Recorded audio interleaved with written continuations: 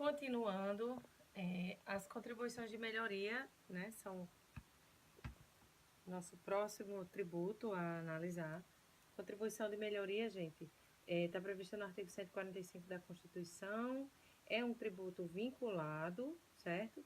E a contribuição de melhoria, ela vai ser cobrada no caso de obra pública que enseje a valorização do imóvel.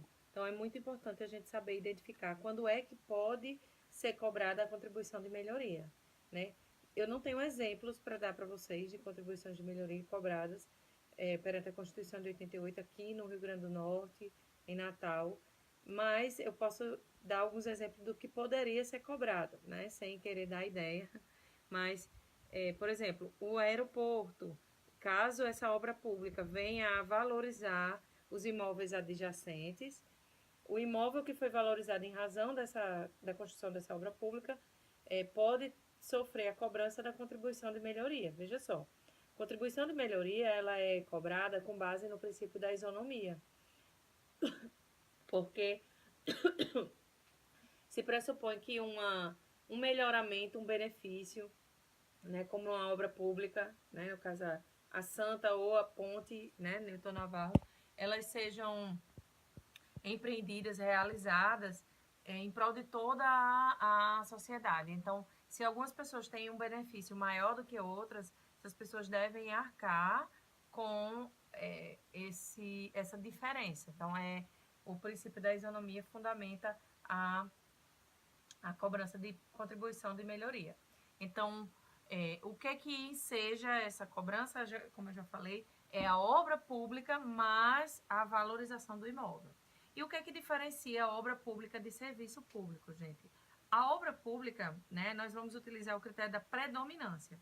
Na obra pública, é preponderante, não é preponderante a atividade, mas é preponderante o que vai ficar, que é o bem, né, o que vai permanecer.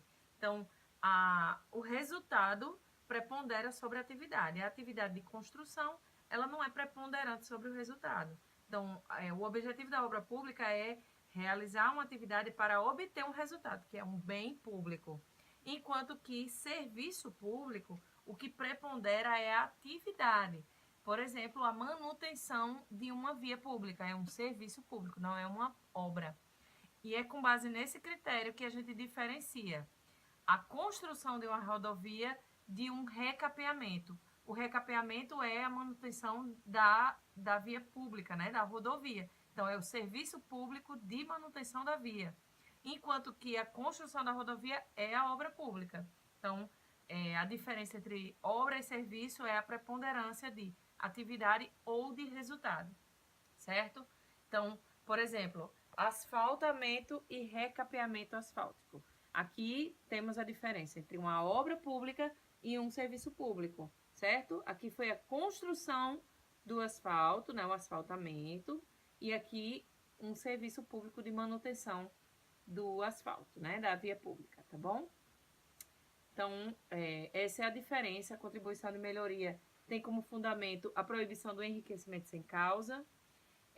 O morador ele não produz o acréscimo patrimonial, então, em função do princípio da isonomia, seria mais justo que se entregasse a valorização ao agente causador da mais-valia, certo? Desse acréscimo patrimonial. O fato gerador da contribuição de melhoria é a obra pública mais a valorização do imóvel.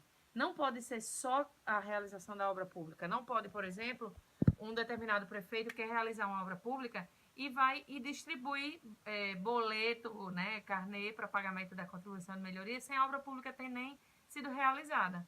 Porque, na verdade, ela precisa de dois elementos: obra pública mais valorização. Se ele quer construir uma praça, uma ponte, uma rodovia, ele tem que fazer isso com base na remuneração que se dá através dos impostos, certo? Então, o orçamento geral vai servir para pagar essa obra pública. Após a obra pública, se for verificado que um determinado imóvel foi valorizado em função daquela obra, aí sim pode ser cobrada contribuição de melhoria. A contribuição de melhoria ela vai ser paga, né? Pode ser cobrada por todos os entes, pelo ente que realiza a obra pública, certo? Quem tem a competência para cobrar é quem realizou a obra, certo? Outra competência eu já falei, o problema da importação. Outra coisa. O Instituto da Contribuição de Melhoria foi importada do direito francês. Lá existe uma contribuição específica para a obra pública que é cobrada em razão da construção da obra. Aqui a gente misturou um pouco, como a gente faz com vários institutos, e a nossa contribuição de melhoria ela tem um limite global, que é o valor da obra pública. Então, a prefeitura, né, o município, no caso, o estado ou a União, eles não podem cobrar, né, o valor máximo de todas as contribuições de melhoria que eles cobram com relação àquela obra pública, não pode ultrapassar o valor global da obra, certo? Porque senão seria enriquecimento sem causa do ente que realizou a obra pública e que está cobrando a contribuição.